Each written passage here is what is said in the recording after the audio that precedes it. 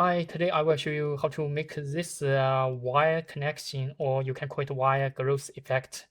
It's very simple. I made this by Houdini like years before. Today I made it by Blender and it worked, so I will share this with you. So first I will explain the principle. I will have two grid, one big, one small, distribute points on them, and they have the same points, same number of points, like 10 points or 20 or 30, depends on you. And then I will connect the points on this grid with a random point on this grid. Like I find the 2 points and connect them by extrude like this. So I will make a band between the first. Here there is an important point. It will inherit the xy value of this value, the destination point. And then this value will have the same xyz value as the destination point. So that's a general principle, and let me do step by step to share with you the whole process. So here, as what I said, I will need a grid, and then distribute points on faces, and then I will make a bigger grid like this, and bigger input value to scale, 3, and z I give it 3 in z axis, so they are not in the same position, and I will join them together to demonstrate here what they look like. I need distributed points here, so we have points and they are not the quantity of them are not the same, so let's check the quantity here. For upside is 90, downside is 10, so I need to change 10 to 90. They must have the same number. So we are ready for the first stage. And then we will use the extrude node. Here, extrude mesh, put it here, and you will see arrow. Turn to vertex, it still has the arrow because the input is point, and extrude mesh only support mesh like vertex, edge, faces. Point is not vertex, so we need to change point to, let's point to vertex. So it succeeded. Then I need to define the offset.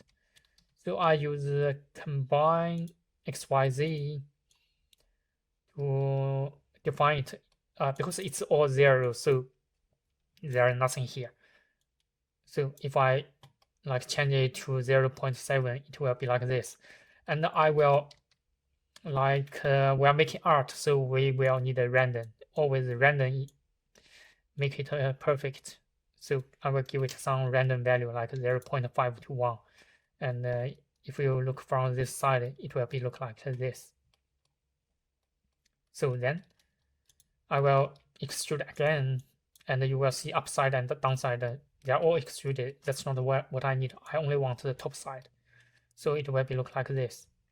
And the position is not correct because on this value, on this point, we need to have the same value as the upside point. If you can see from the upside, it's not correct. So we need a process on the upside point here.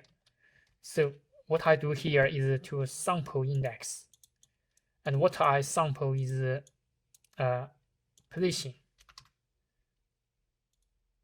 and the index I will input only random. Random. And we checked the quantity of the points. It's 90. So here maximum is 90. So it will choose the random value from 0 to 90, and it will output the position of that point. Then we have the position, so we can extract the xyz value by separate xyz and combine XYZ here. So connect XY, and we will try to input this value to the point here. So what I do is here to use the position. Because XYZ is really the position of the point, it's not the offset. So we need a set position to help with us. And remember to connect top to selection and connect to position. Here you will find this. Let's check from upper view and points here. So you can see it's correct. You can see some point that doesn't have the curves to connect with them. It's normal because random just give the random value of index. It will not give all the points. For now in Blender, I can't make it to connect all the points. So random is the perfect solution for now. Okay. Then I will do something to Z axis here. I will give it random, change it to float, connect to Z, and change it to like 1.5 to 2.5. Be like this. And from upside, yeah, that's correct. So the last step, and I will give it another extrude like this, connect top to top, and I think the direction is Z, yeah, still Z direction. So, but we can see it's not connected. So to solve this problem, we need another set position, and we need like from here, we can see that z-axis is 3. The value is 3 for the upside points. So we can, it's easy to solve that. We just use position separate XYZ and combine XYZ, and we just inherit the XY and change that to 3 and connect with position. And you see something error happened because we didn't connect the input, the selection, top to selection. So it worked. And this is the whole like basic process. It will make the basic structure. Then next step we will make the make this curve beautiful. So here I will set a spline type. You can see there's the arrow because before this node they are mesh. So first I need to turn mesh to curve. Yeah, no arrow here, and then I will turn the spline type to nerve, so it will be very smooth. But like it's changed from the very beginning, from here to the end. So I don't want that. I just want to change like from between somewhere. So I use subdivide curve. You can see. So this looks much better. If you give it more subdivide, it will much better. Yeah. And in the end, I will use a train to make the animation. So we are almost there. And then just use the curve to tube. Yeah, to make this tube. Okay. So the rest is just instance something on the point, like above.